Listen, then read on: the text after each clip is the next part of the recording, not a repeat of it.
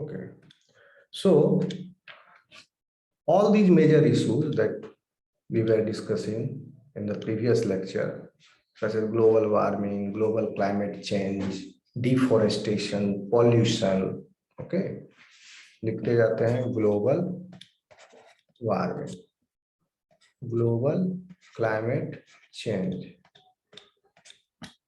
Deforestation, pollution. Exam में ऐसे मत लिखना, ये हम पढ़ाने के लिए कर रहे हैं, ठीक है, ताकि जल्दी आगे जाएंगे। कोई शॉर्ट फॉर्म नहीं, एग्जाम में पूरा लिखोगे। Deforestation, pollution, okay, resource degradation. अभी वही हम बता रहे थे आपको, अर्थ में डिपॉजिट्स हैं और रिसोर्स डिग्रेड हो रहे हैं, भले ही अर्थ पर है लेकिन वो अब पूरा डिस्ट्रीब्यूट हो गया, डिग्रेडेशन, और लास्ट में पूरा डिस्ट्रीब्यूट हो होके फिर वो मिट्टी में मिल जाएगा। जैसे आयरन जितना भी है वो निकलेगा, वो सब रस्ट हो करके फिर मिट्टी में मिल जाएंगे। Resource degradation, threat of extinction,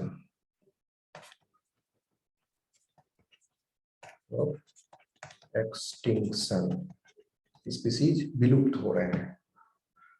So these are some of the few issues, major challenges for our planet, and the planet is suffering because of this, major ones.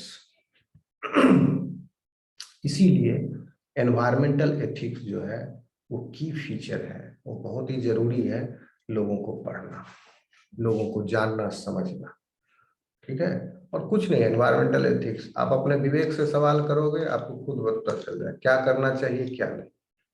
स्वार्थ को छोड़ करके पेड़ काटना चाहिए नहीं, इसमें क्या जानने का, ओके। नदी को गंदा करना चाहिए नहीं, हर आदमी का कर्तव्य है। किसी जंगली जानवर को मारना चाहिए नहीं, हर आदमी का कर्तव्य है, ओके। तो एथिकली करेक्ट रहना है, तो एनवायरमेंट भी हमारा बचा रहेगा। समझ में आ रहा है student? Yes, sir. Yes, sir. So, with environmental ethics, Yes, sir. if you follow environmental ethics, one can ensure that you are doing your part to keep the environment safe and protected.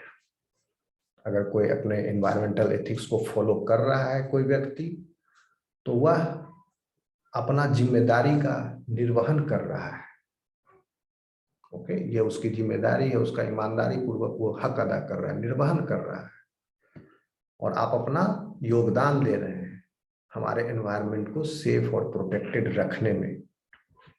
तो अगर ये small scale पर हो, हर individual ऐसा करने लग जाए, तो क्या जरूरत है एनवायरनमेंट को कोई डिग्रेड होने से बचा, कोई प्रोटेक्ट होने से फिर क्या, कौन रोक लेगा उसको? एनवायरनमेंट तो प्रोटेक्ट होगा ही होगा, ओके। तो इसको फील करने की जरूरत है, तो everybody should aware of this, okay.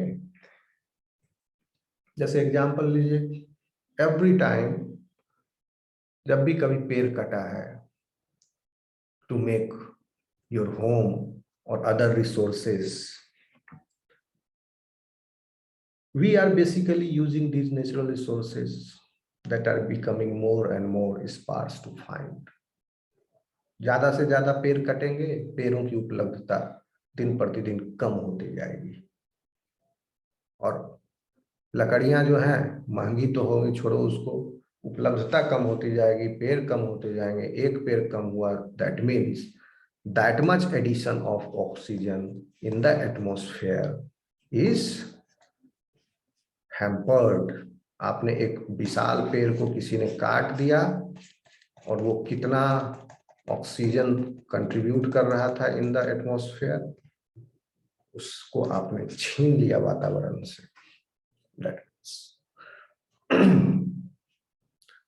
So it is not difficult to do as you think, as long as you are willing to make a few simple and easy changes. If you are determined enough, you can stick to your ethics, and ultimately in the result in turn environment will be protected. Okay. Environment is also threatened by the rapid increase in the world's population, because human beings is the important factor which are degrading the environment. So increase in the number of human beings on the earth, that will again mount a great pressure on the environment, because those many individuals will consume natural resources.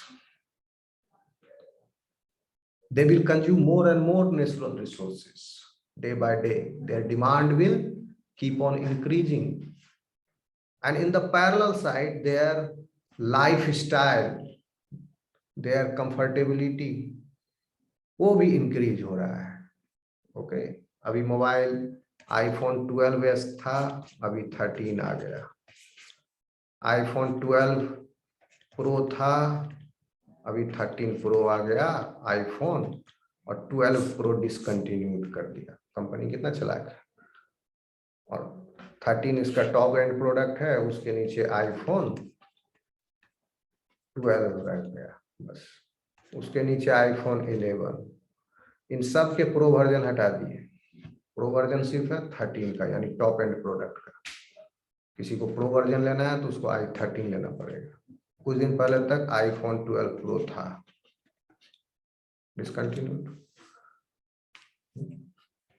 तो कहने का मतलब हुआ कि लोगों का demand, हर साल ही एक नया प्रोडक्ट आ जाता है. कोई इसको बताया कहीं स्टॉप करो भैया, यही काफी है, इतना. हाँ, मानते हैं इसमें टेक्नोलॉजी बहुत आगे का है, इसमें भी आगे का टेक्नोलॉजी जो अदर फोन्स में नहीं मिलेगा. ठीक है, लेकिन पहले भी तो काम चल ही रहा था. ओके, और इसका कॉस्ट कितना है, इतना रिसर्च होगा, इसका मेटल केसिंग बॉडी चिप बनेगा, ये वो, इसका कॉस्ट कितना है एनवायरमेंट पर. ओके, बट हो रहा है, आगे चल के ही सब होगा, इस पर कर्व लगेगा जरूर. क्योंकि कब लगेगा कर्विंग, जब एनवायरनमेंट बहुत ज्यादा डिग्रेड हो जाएगा तब.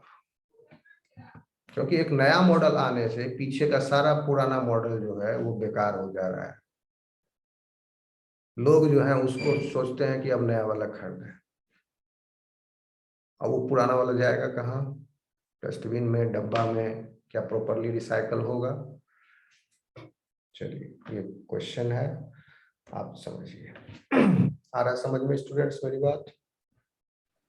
Yes sir. Yes, sir. Yes, sir. Yes, sir.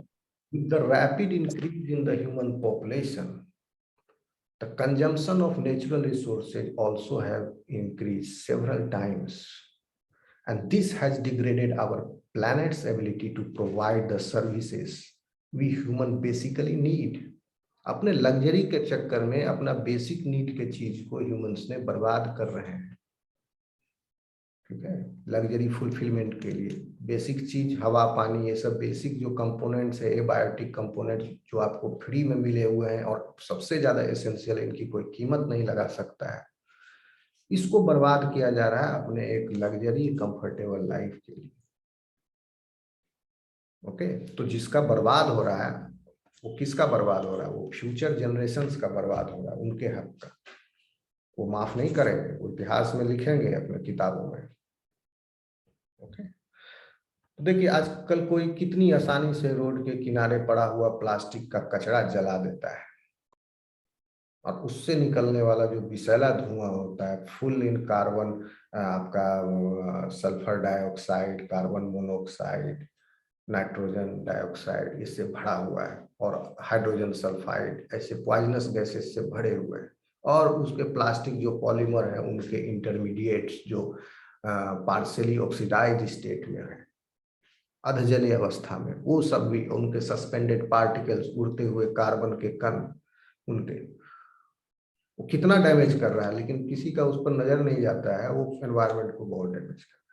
तो ये सब गतिविधि जो आजकल आसानी से बेरोक टोक चल रही है, वो फ्यूचर में जाकर के ये सब इतना पनिशेबल क्राइम हो जाएगा कि शूट एट साइट का ऑर्डर कर दे, गवर्नमेंट। कोई भी आग जलाते हुए पोल्यूशन करते हुए उसको जिंदा रहने का हक नहीं है। ऐसी अवस्था आ सकती है अगर एनवायरनमेंट को इतना डिग्रेड कर दे लोग, तो इतना सख्त कानून बनाना पड़ जा सकता है। तो उससे पहले ही सुधर जाए, तो सुधर जाएगा तो दोनों लाभ है, एनवायरनमेंट भी बच गया डिग्रेड होने से और इतनी सख्त कानून भी आने से बच गए। और ऐसा सख्त कानून आने का से क्या होगा, लोगों का स्वतंत्रता पर ग्रहण लगेगा, आजादी छीनेगी, फिर लोग चिल्लाएंगे, विरोध प्रदर्शन करेंगे, रैली निकालेंगे, उससे और एनवायरनमेंट डिग्रेड होगा।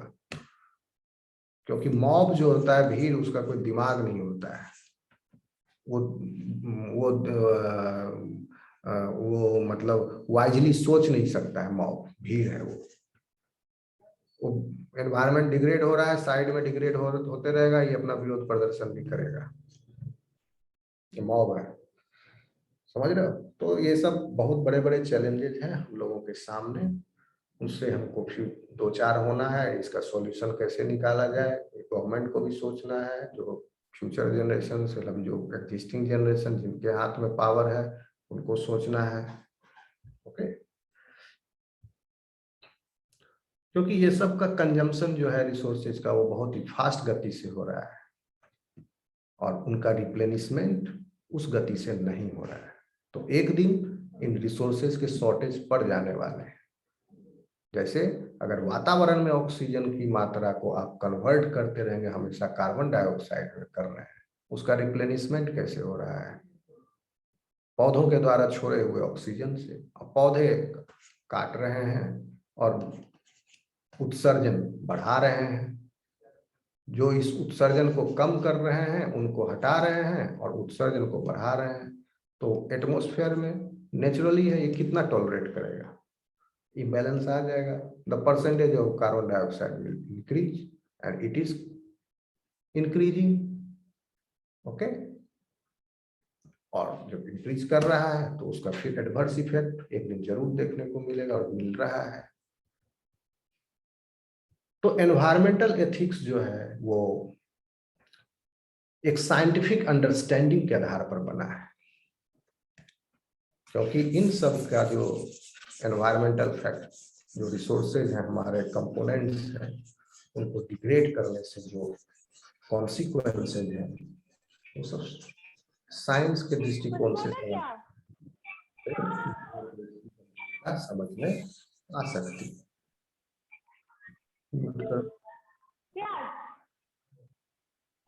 ईयरफोन लगाया ना।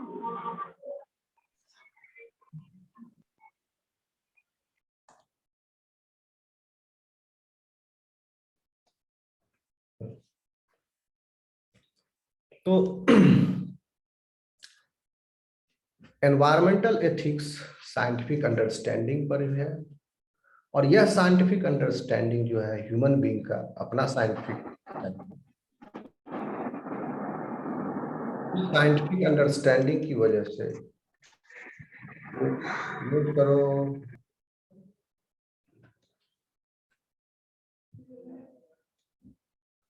उस साइंटिफिक अंडरस्टैंडिंग की वजह से लोगों के अंदर, क्योंकि जब तक जानकारी नहीं होगी लोगों को पता नहीं चलेगा।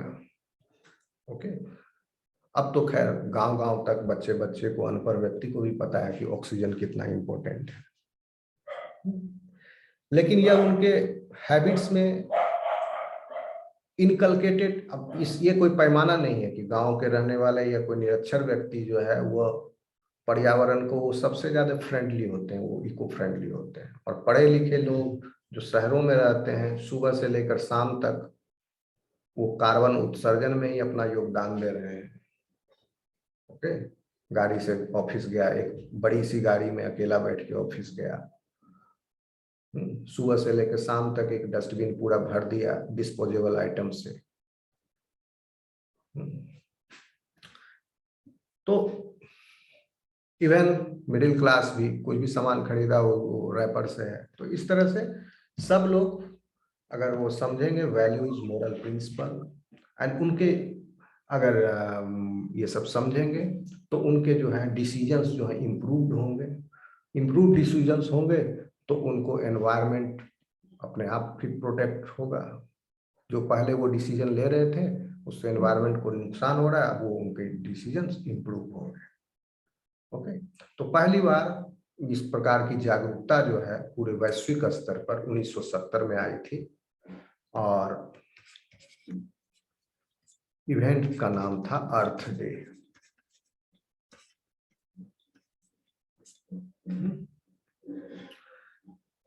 इस अर्थ डे पर दुनिया भर के राष्ट्राध्यक्ष और उनके प्रतिनिधि जुटे थे टू डेवलप एनवायरमेंटल एथिक्स, और ये हुआ था यूनाइटेड स्टेट्स में। और इस कॉन्फ्रेंस के बाद मैसेज गया वर्ल्ड में कि जिस तरह मोरल एथिक्स जरूरी है, मोरल एथिक्स और ये अदर प्रोफेशनल एथिक्स, ये एनवायरमेंट के प्रति भी हमारा एथिक्स जो है करेक्ट होना चाहिए। और उसके बाद some ethics were developed in other countries following this. So initiator was the Earth Day.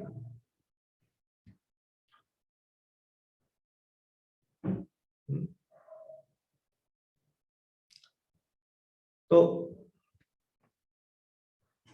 आप जान ही रहे हैं कि ये जो अवेयरनेस है ये इसलिए लाया गया कि पॉल्यूशन, एनवायरमेंटल पॉल्यूशन कम हो, और ह्यूमन बींग्स के एक्टिविटीज जो है वो एनवायरमेंटल पॉल्यूशन को जो काउज कर रहे हैं उस पर रोक लगाई जा सके।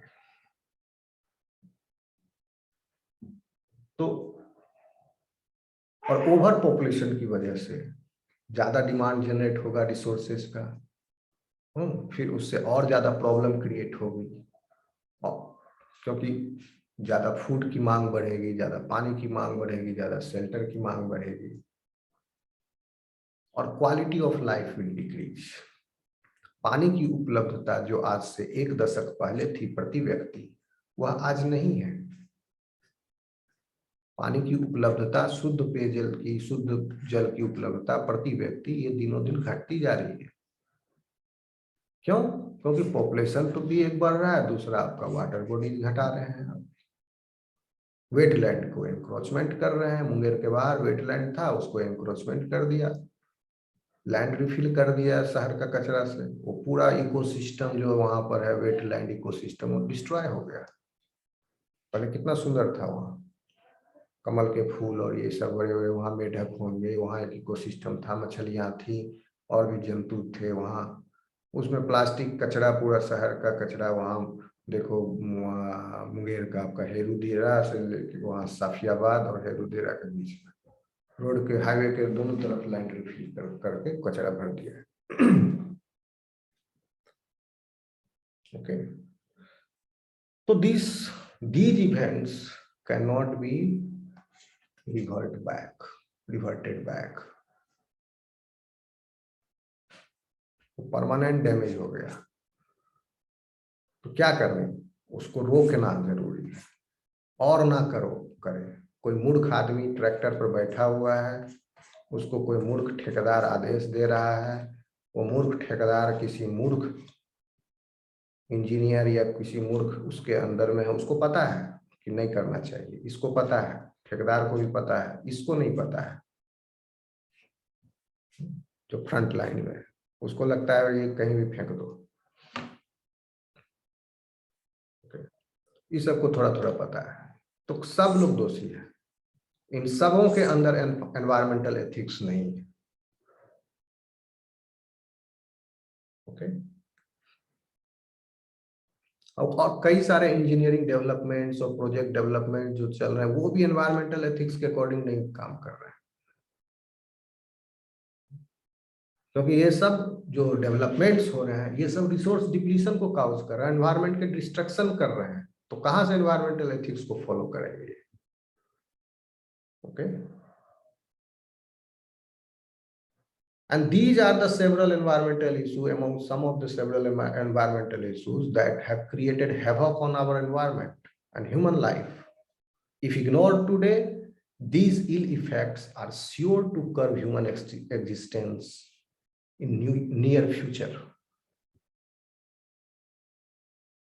Okay, just I have listed some of the major environmental issues like pollution, overpopulation, industrial and household waste, acid rain, climate change, ozone layer depletion, urban population increase, genetic engineering, deforestation, global warming.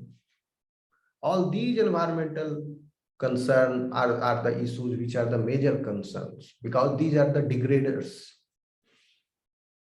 And behind it, there is a human brain. अपने आप नहीं हो रहा है ये सब चीज, कोई कर रहा है तभी हो रहा है, और मास में हो रहा है, वॉल्यूम में हो रहा है।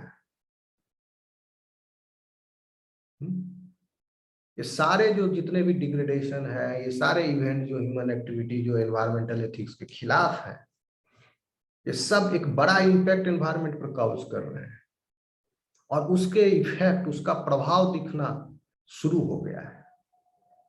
We have already started seeing some of the disastrous effect in the form of the effect of health on humans, not only on humans, but also on abiotic factors such as rise in sea level. This is also happening. Depletion of non-renewable resources. This is happening. Glaciers are melting. Species are getting extinct. Lands are getting refilled with the pollutants I have just named in our city only, in our not city, in our town only. सब लोगों के सामने, पूरा शहर के बाहर में, सब जो भी दूसरा सब देख रहा है. Nobody is saying anything, and it is going on. बाद में लोग दिखाएंगे पहले मुंगेर ऐसा दिखता था फोटो में, अभी क्या है, पॉलिथीन कचरा भरा हुआ है पूरा. Once upon a time, 50 साल पहले का मुंगेर.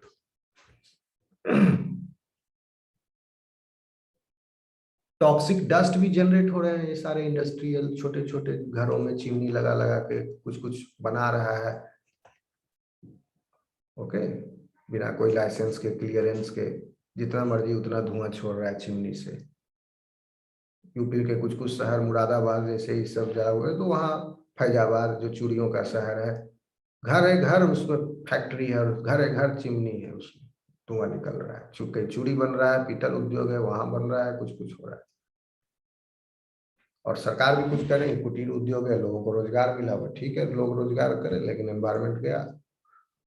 मान लो कि तो उसका रास्ता था, सरकार करती, सब लोगों को इकट्ठा कर करके एक बड़ा फैक्ट्री बना दी, चलो उसमें एनवायरमेंट का पूरा एयर पोल्यूशन का ध्यान रखा जाएगा, उसका पूरा नॉर्म्स फॉलो किए जाएंगे, ऐसा कर सकता था. लेकिन जहां पर विल होगा तभी हो सकता है. ठीक, और इतना ही नहीं, और इन सब एक्टिविटी से हो कहाँ रहे हैं, जमीन के ऊपर हो रहे हैं. जो सॉइल हमारा पहले फर्टाइल था, इसकी fertility day by day decrease होती चली जा रही है. फर्टिलिटी डिक्रीज होने का मतलब ये all are made up of the nutrients taken from the soil. सारे न्यूट्रिएंट सॉइल से ही आए जिससे हम बने हुए हैं. सॉइल से गया प्लांट में, प्लांट को एनिमल ने खाया, एनिमल को फिर दूसरे एनिमल ने खाया अगर मान लो, तो फिर हम आए, या प्लांट को डायरेक्ट हम खाए. किसी भी तरह से आप सॉइल के ही न्यूट्रिएंट से आपका बॉडी, आपका सब मन मस्तिष्क पूरा सब कुछ बने हुए हैं.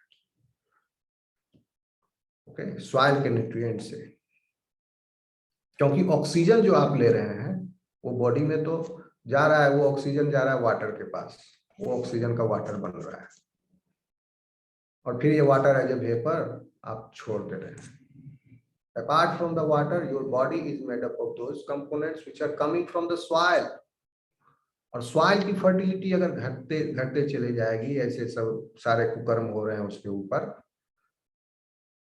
तो फिर ह्यूमन पॉपुलेशन की भी क्वालिटी घट जाएगी. क्योंकि न्यूट्रिएंट्स, अगर फर्टिलिटी सॉइल की कम हो गई, तो सॉइल से जो एनरिच हो रहे हैं जो प्लांट्स, इसमें उस प्लांट की न्यूट्रिशन वैल्यू कम हो जाएगा। और ऐसा हो रहा है, देखने को मिल रहा है। पहले जो सब्जियां ज्यादा न्यूट्रिशन देती थी अब कम देती, अब गुस्सा हो गया वो। पहले आलू भी बहुत न्यूट्रिशन देता था, आलू में भी बहुत आयरन था। तो दीज आर जस्ट एग्जांपल्स, आप इसको कर लोगे। ओके तो और इसके पीछे ह्यूमन बीइंग से रिस्पॉन्सिबल है, क्योंकि ह्यूमन बीइंग जो है अपने आप को सबसे समझदार और बुद्धिमान, मोस्ट इंटेलिजेंट स्पीसीज समझता है अर्थ, और वाकई में है भी सबसे समझदार। ओके, और जब सबसे समझदार है और ह्यूमन बीइंग्स भी अपने आप को बताता भी है, बोस्ट भी करता है कि हम सबसे सुपीरियर हैं, ठीक है, ऑल अदर एनिमल से हम सुपीरियर हैं। But what is the use of such great intelligence when environment ethics are not followed? क्या करें उस चतुराई और बुद्धिमानी का जब एनवायरमेंट को आप ही डिग्रेड कर रहे हो और फॉलो नहीं कर रहे हो, और धीरे धीरे एक दिन आप खुद को, अपने रेस को ही खुद एक्सटिंक्ट कर दोगे अपने हरकतों की वजह से। तो काहे का इंटेलिजेंस? समझ रहे बात को? जैसे cutting down a tree is something that many humans do for their own benefit without any giving a thought or any concern for other animals which are dependent on it. Okay, humans are using fossil fuels erratically in the industries and it is creating pollution, you know all this, and because of this ecological balance is getting disturbed, and all of these activities are attributed to human behavior and its activities. Just because we are in possession of all these natural resources does not mean that we can use those resources in any manner. Okay, because we need to keep these resources available for future generations. But irony is that this is not seeming any reality. Someday these resources will exhaust because we are using it. Those deposits were there in the form of deposits earlier. When humans started using those deposits were getting depleted day by day. Okay, तो अगर sustainable development की भी बात करेंगे, हम अपने future generation के लिए रिसोर्सेज बचा के रखने की, ताकि उसके पीछे क्या प्रिंसिपल था कि आप कम यूज कीजिए ताकि ज्यादा बचा रहे।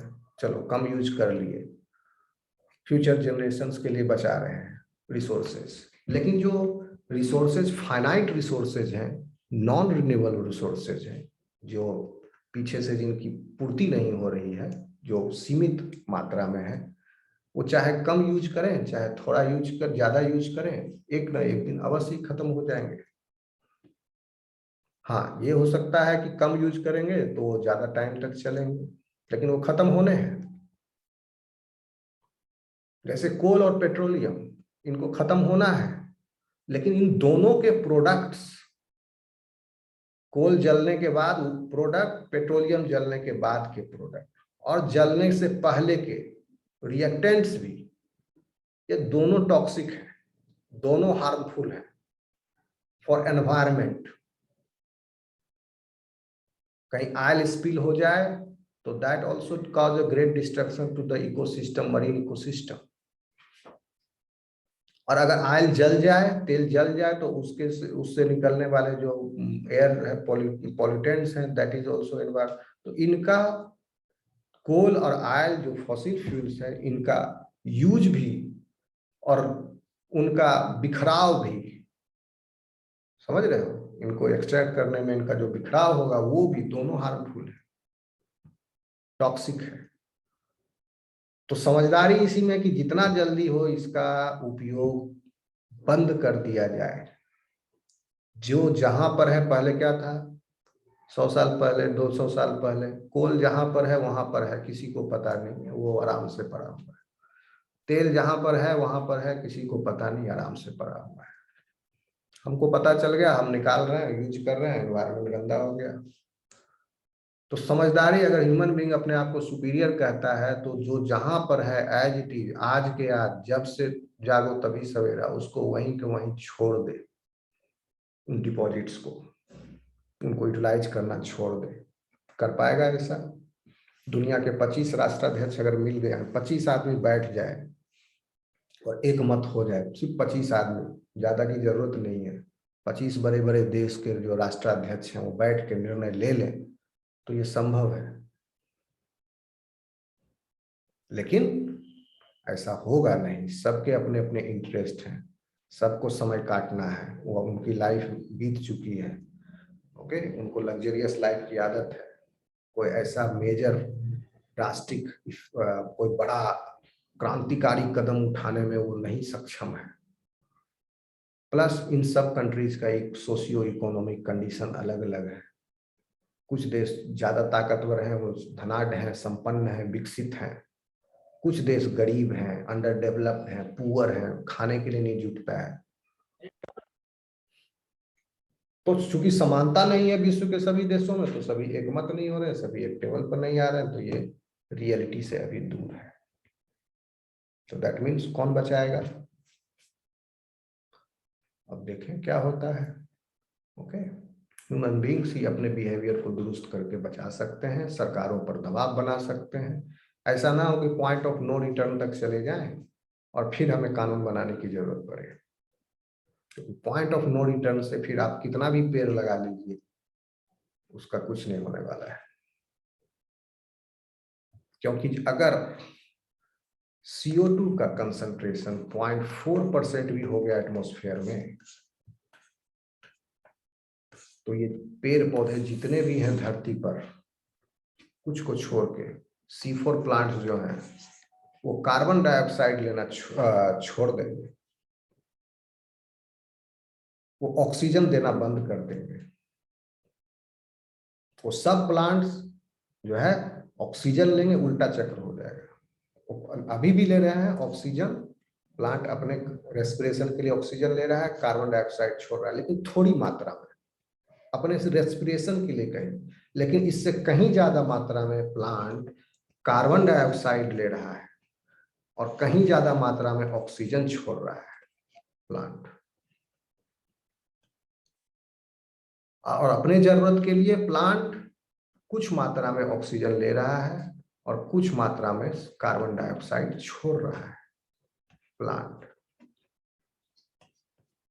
तो ओवरऑल बैलेंस जो है, ऑक्सीजन कुछ लिया, छोड़ा बहुत, तो जो बैलेंस है, डिफरेंस है, वो एनवायरनमेंट में ऐड हुआ। अगर ये परसेंटेज बढ़ जाए, सिर्फ 0.1%, ये प्रक्रिया बंद हो जाएगी प्लांट में, ऑक्सीजन छोड़ने की और कार्बन डाइऑक्साइड लेने की, ये पाथवे शट डाउन हो जाएगा। और प्लांट जो है हम ही लोग की तरह थोड़ा ऑक्सीजन लेना, थोड़ा कार्बन डाइऑक्साइड छोड़ना, ये काम करेंगे। फिर कौन ऑक्सीजन ऐड करेगा? और that will be point of no return. वो पॉइंट ऑफ नो रिटर्न होगा। फिर प्लांट लगा दो कितना भी लगाना है, इसको घटाने के लिए 0.4% को से 0.3% तक बर्दाश्त करेगा, ये चल जाएगा।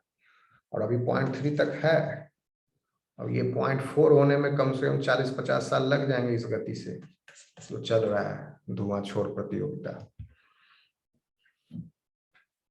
ठीक है। So it is a big challenge for the human beings that environment को हम सेफ रख सकें। और इसमें सभी लोगों को अपना रिस्पॉन्सिबिलिटी निभाना होगा। And it is the responsibility of all of us to ensure that environmental ethics are being met. भले ही ये डिफिकल्ट है to make the adjustment that are necessary. Okay, because to follow the environmental ethics में शुरुआत में आपको लगेगा कि ये बहुत कष्ट बात है, क्या करें हम, एक झोला लेके बाजार जाएं, पन्नी का उपयोग ना करें। इस तरह से छोटे छोटे चेंजेज अपने जीवन में लाना, वो एनवायरमेंटल एथिक्स को कंट्रीब्यूट करेगा। तो कष्ट होगा, लेकिन बदले में धरती बचेगी।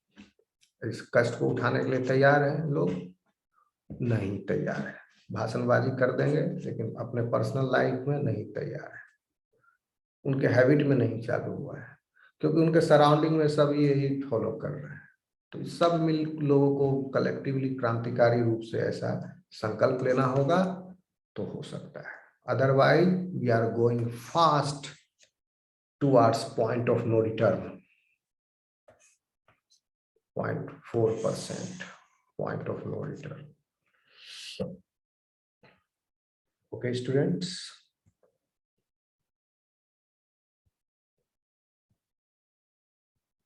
Yes, sir.